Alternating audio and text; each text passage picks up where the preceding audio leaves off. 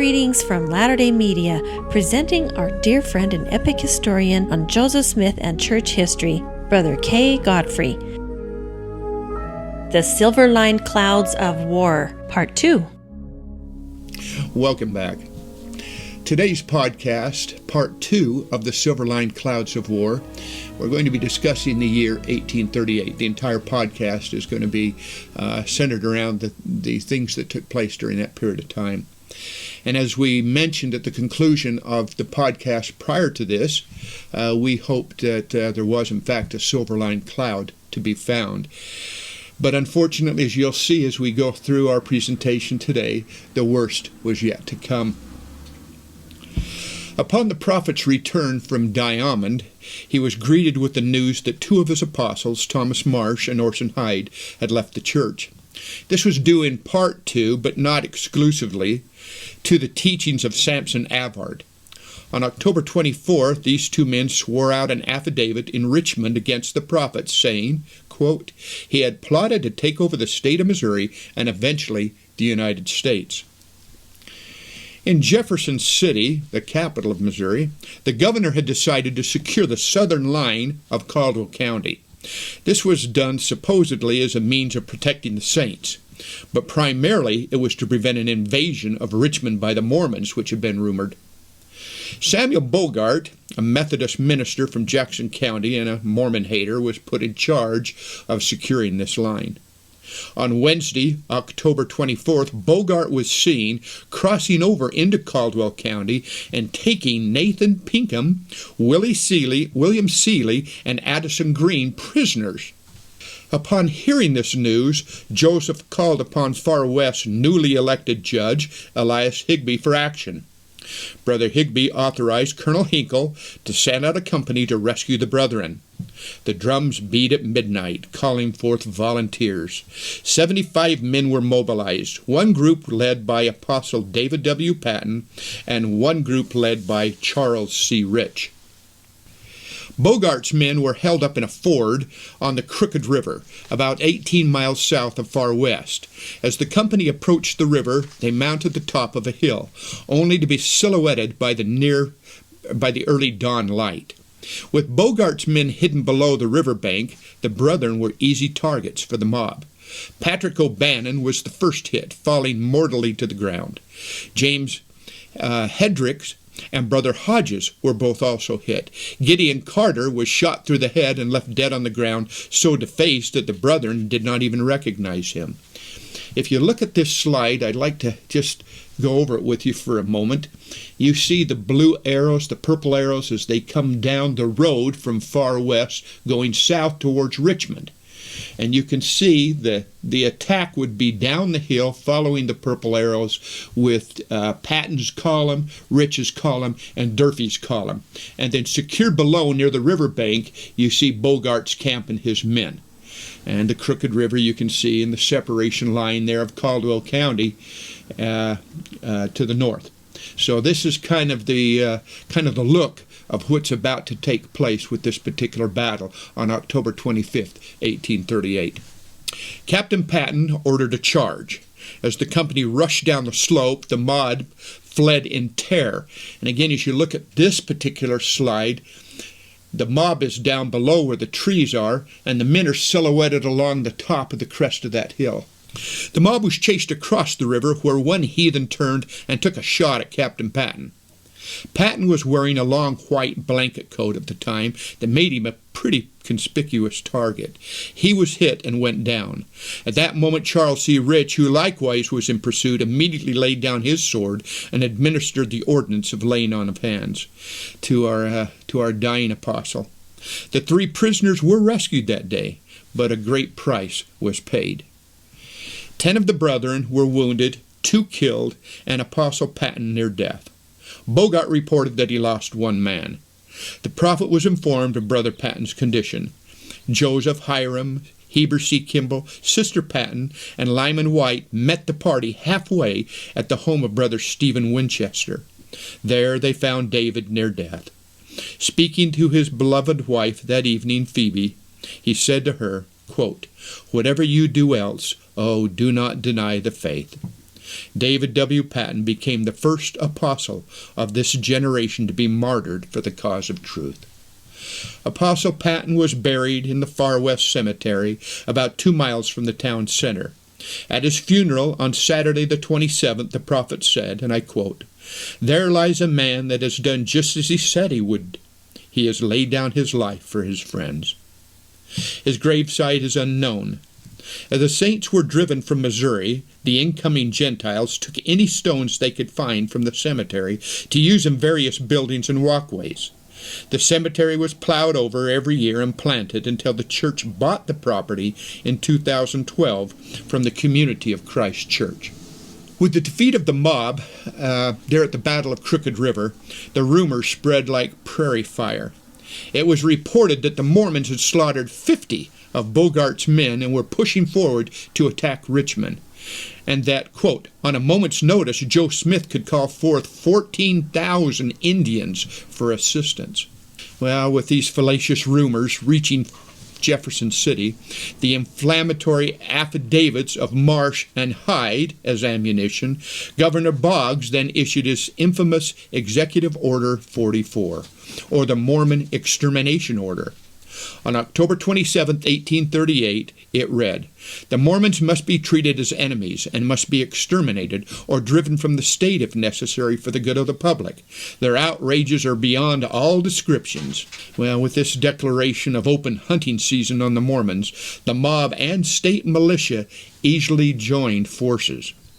Governor Boggs did not like the soft approach of Major General Atchison and Brigadier General Doniphan towards the Saints in Far West. They were released of their commands. Atchison withdrew from the army at this time and returned home. Generals John B. Clark and Samuel D. Lucas were put in their stead, and each sent to the battle scene in command of 2,500 troops. Lucas's forces were the first to arrive. As troops assembled outside of Far West, the call went out to the neighboring Mormon communities to quickly assemble to Far West. Most did. However, some did not. One of those that did not heed the call was Jacob Hawn of Hawn's Mill. Jacob Hawn had come to Shoal Creek as a Latter-day Saint convert from Wisconsin in 1835. He was a miller by trade and built a water wheel on the creek. He established a small community consisting of a mill, a partially built blacksmith shop, a few houses, and a number of wagon homes. 20 to 30 families lived at the settlement. The leaders of the community felt that they were not in danger because they had signed a peace treaty on October 28 with the local militia led by Captain Nehemiah Comstock.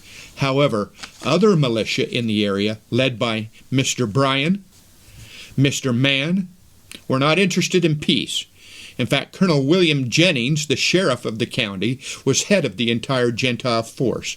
On October 30th, after he learned that Hawn's Mill had not disbanded and gone to Far West, Colonel Jennings collected a force of 250 men and from 3 different companies, and they marched on the mill.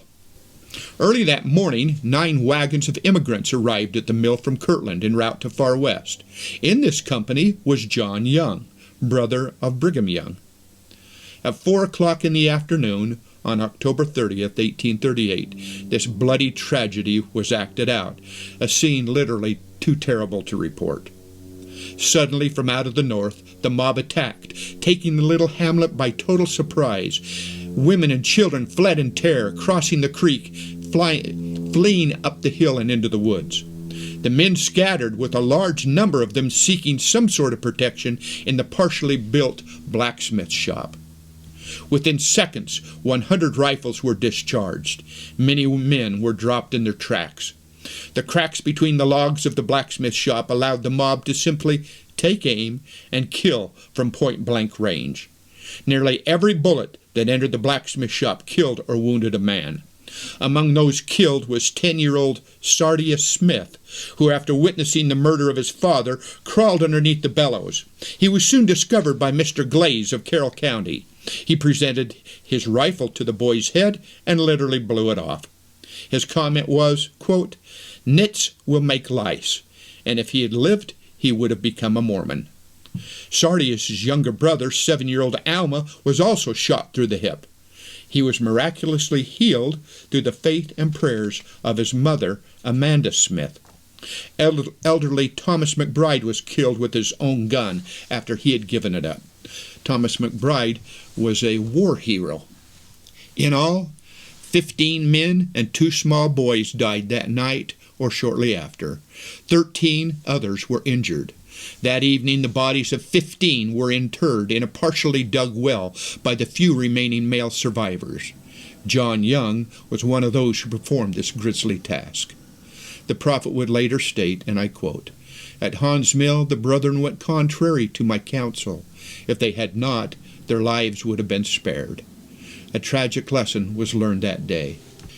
Now just a little thought, a little history about the mill site. Jacob Hawn sold his land to John Fryer in 1838. Charles Ross, a brother-in-law of John Fryer, ran the mill until 1841. In 1845, Ross dismantled the mill and discovered the well where the bodies were interred. He filled in the depression. In 1887, Josiah Fuller, the son of Josiah Fuller, who was killed at the mill, visited the site with Ross and put a millstone from the mill over the well site. In 1941, Glenn M. Stetzer removed the millstone and set it in cement near the road as a tribute to those that were slain.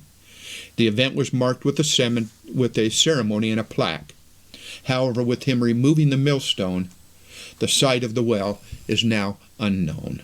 A second millstone lay in the waters of Shoal Creek until 1914. It was discovered by the citizens of nearby Breckenridge. They had it removed and placed in their city park as another tribute. The Hawn's Mill property was owned by the Community of Christ Church, formerly the RLDS Faith, until the church purchased the property in 2012. And I quote, "At Hawn's Mill, nature has conspired to hide from us the past we would recreate. We hardly dare guess at the location of the well which became a mass grave. It is as if nature thought to blot out the obscenity of this massacre. May they rest in peace."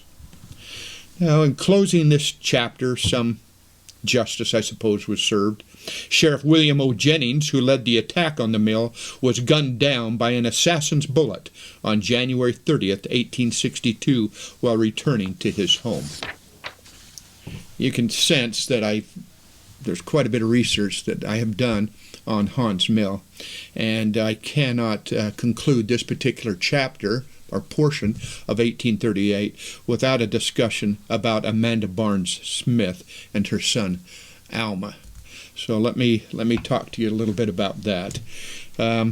Amanda Barnes Smith, their family had come from the Kirtland camp, and during this tragedy that took place, of course, Amanda lost her husband and one son in the blacksmith shop attack. Her 11-year-old son, Willard Gilbert Smith, had tried to enter the blacksmith shop 3 times during the attack, but he was prevented by his own arms, flinging up and blocking his entrance into the building. He then went and hid in a pile of lumber, and from there he ran to a house where he discovered Thomas McBride, badly wounded, and he ran to fetch him some water, the mob shooting at him every time he ran. He then helped 6 little girls who were hiding in another house escape into the woods. He was the first to enter the blacksmith shop after the mob had left. Finding Alma, this is his brother, with his hip blown away but still alive, he picked him up and carried him to his mother. Amanda's plea for help from God in knowing what to do for her wounded son, where her prayers were answered in a very, very specific fashion. She cleansed the wound with a lye made from shagbark hickory ashes, and when that process was completed, she was directed to apply a poultice of slippery elm root. I'll say that again. Can I start that slide again, Mike? I'm sorry. Finding Alma with his hip blown away but still alive, he was carried to his mother, Amanda, and she pleaded for help from the Lord in knowing what to do. Her prayer was answered in a very specific fashion. She cleaned the wound with a lye made from shagbark hickory ashes, and when that process was completed, she was directed to apply a poultice of slippery elm root. She had complete faith that God, who had made her son's hip, could make him a new one. Well, she was directed to have Alma lay on his face for 5 weeks, at which time he got up on his own, jumped up, and danced to the delight of his younger siblings. When she moved to Illinois, the fame of Alma and his recovered hip drew a group of 5 physicians sent by a board of doctors from St. Louis to examine him.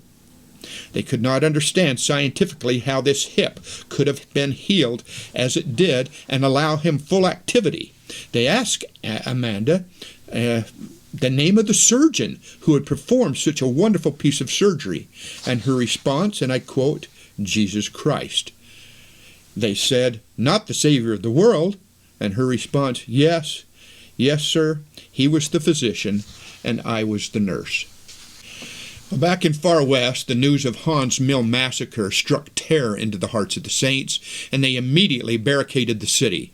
By October 31st, the mob outnumbered the saints 5-1 and pretty well had the city surrounded. That Halloween evening, Colonel Hinkle put on his mask.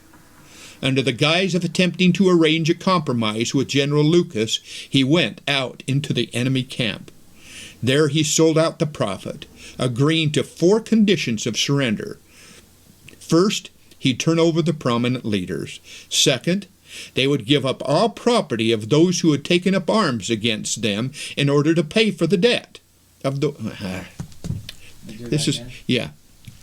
In far west, the news of Hawn's Mill massacre struck terror into the hearts of the saints. They immediately barricaded the city, and by October 31st, the mob outnumbered the saints 5-1 and had surrounded the city. That Halloween evening, Colonel Hinkle put on his mask. Under the guise of an attempt to arrange a compromise with General Lucas, he went out into the enemy camp, and there he sold out the prophet, agreeing to 4 conditions of surrender. First, he'd turn over the prominent leaders. Second, they would give up all property of those who had taken up arms against them in order to pay the debt of the war. Third, they'd give up all arms. And last, they would leave by spring from the state of Missouri. Hinkle returned to the brethren and convinced Joseph, Sidney Rigdon, Lyman White, Parley P. Pratt, and George W. Robinson that General Lucas wanted to talk to them about a peace treaty. With this simple stroke of hand, they were delivered into the clutches of their enemies. The triumphant shrieking of the mob could be heard all over the county. Joseph Smith Sr., hearing the captors howling like wolves, became mentally disturbed, thinking his son had been killed. He never really completely recovered from this, dying in Nauvoo 2 years later. Joseph and the others were forced that night to lie on the frozen ground in the rain, while the mob blasphemed God and taunted the brethren, much as the Savior was mocked prior to his trial. I've got this picture here that I can just kind of show you. Yeah, there we go. I really like this picture. It's quite detailed, and I'm sure Mike will take a picture of this and put it as part of this podcast, but it depicts this particular incident of the brethren lying on the frozen ground in the rain, being persecuted and abused verbally by the mob. Well, during the evening, the brethren learned that they would be sentenced to be shot the following morning at 9 a.m. Say that sentence again. I will. I stumbled through that. Fine. Well, during the evening, the brethren learned that they had been sentenced to be shot the following morning at 9 a.m. Kneeling in prayer, the prisoners asked the Lord to spare their lives. As the night passed, Lyman White was approached by General Moses Wilson of the militia in an effort to induce him to betray the prophet. In return, of course, they're going to spare his life. This is Lyman's response to this request. Quote, "General Wilson, you are mistaken entirely in regards to Joseph. He's not your enemy, but he's as good a friend as you have ever had. Had it not been for him, you would have been in hell long ago, for I would have sent you there myself, and no other man other than Joseph Smith could have prevented me from doing it. You owe him your life." General Doniphan received word that he was to have the prisoners executed the following morning. This execution site, as you can see from this slide, is not far from Far West. Far West is in the background. It's where the trees are. That's the temple site. That's where the barricade was. And perhaps a half a mile or so outside of that barricade is where the mob was, near a place called Goose Creek. Doniphan's response to General Lucas's order to execute the prophet was an emphatic, "No, it is cold-blooded murder. I will not obey your order. My brigade shall march for liberty tomorrow morning at 8 o'clock, and if you execute those men, I will hold you responsible before an earthly tribunal, so help me God." And with that declaration, General Doniphan returned home. General Lucas thought better of the idea and decided to take the prisoners and parade them to Independence. He wanted to showcase what he had accomplished. On November 1st, 1838, the Mormon War came to an end. Far West surrendered under the conditions set forth by Hinkle and Lucas. 650 guns were turned over to the militia. The town was then plundered. The flocks and herds were scattered, property destroyed, and the inhabitants were beaten and abused. At Diamond, 300 families were driven from their homes, and they were given 10 days to leave and assemble at Far West. General Lucas ordered General Moses Wilson to take the prisoners to Independence. General Clark had not yet arrived on the scene with his 2,500 men. Had he arrived prior to the prisoners leaving, he would never have taken them to Independence. He would have paraded them to the much more hostile city of Richmond. Wilson allowed the brethren to say their last goodbyes. For Joseph, this was a heart-wrenching experience. Quote, "When I entered my house, they clung to my garments, their eyes streaming with tears, while mingled emotions of joy and sorrow were manifest in their countenance. I was then obliged to take my departure. My partner wept, my children clung to me until they were thrust from me by the swords of the guards." As the prisoners were loaded into the wagon, Lucy Mack Smith ran forward and touched the outstretched hand of her son from behind the canvas cover. On November 4th, General Clark finally arrived at Far West. He gathered the saints together and told them that they must scatter and leave the state by spring or suffer the wrath of the citizenry of Missouri. He endorsed all General Lucas had done, although he had wanted a fight. He counseled the saints, and listen to this quote, "Never again be so foolishly different, but be as normal Missourian citizens." The prisoners were taken to Independence by General Moses Wilson. They were held under house arrest at the Nolan House. That's in the square very close to the courthouse. Today it's a cinema. They were given some freedom to walk around town. It seems that attitudes in Independence, which is Jackson County, had changed quite a bit since 1833. Having Joseph Smith in town was quite a novelty. Moses Wilson and his wife Margaret actually invited Joseph to dine with them at their home, the Flournoy Home. Now, I'll stop there for just a moment because you've seen this slide before and this home. This is the very home that Edward Partridge purchased the temple lot from Jones H. Flournoy. This was the Flournoy Home, now owned by Moses and Margaret Wilson. Wilson had been a principal force in driving the saints initially from Jackson in the mid-1830s, and during the war, quote, the Mormon War, he had lost a son. The Wilsons wanted to hear Joseph's side of the story. Well, Joseph told such a stirring story that evening that Margaret was moved to tears, and the church had lost an enemy and gained a friend. Well, the newfound freedoms of the saints did not sit very well with the return of General Clark. After all, he had missed the opportunity to parade the prisoners and bask in his glory, and after all, he was in charge of the entire Missouri militia. He immediately sent Colonel Sterling Price to Independence with instructions to round up those prisoners and bring them to Richmond. Now, a little bit about this slide on Sterling Price.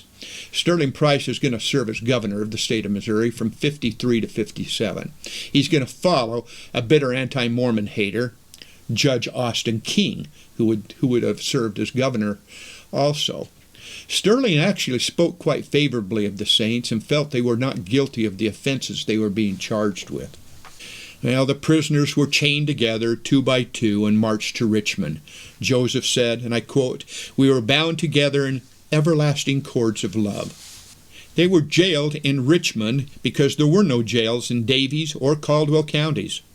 Meanwhile, General Clark did all he could to find some way to try the prisoners in a military court so they would be shot. He eventually, however, relented in this effort and yielded to the authority of Judge Austin King, a self-proclaimed Mormon hater. The prisoners were guarded by Colonel Price and his men while they were there in Richmond. One tedious night, the prisoners lay awake there in Richmond, listening to the obscene jests, the horrid oaths, and the filthy language of the guards. Parley P. Pratt wrote, and I quote, "On a sudden, Joseph arose to his feet, and spoke in the voice of thunder as a roaring lion. He said, 'Silence, ye fiends of the eternal pit! In the name of Jesus Christ I rebuke you, and command you to be still. I will not live another minute and hear such language. Cease such talk, or you or I will die this instant.'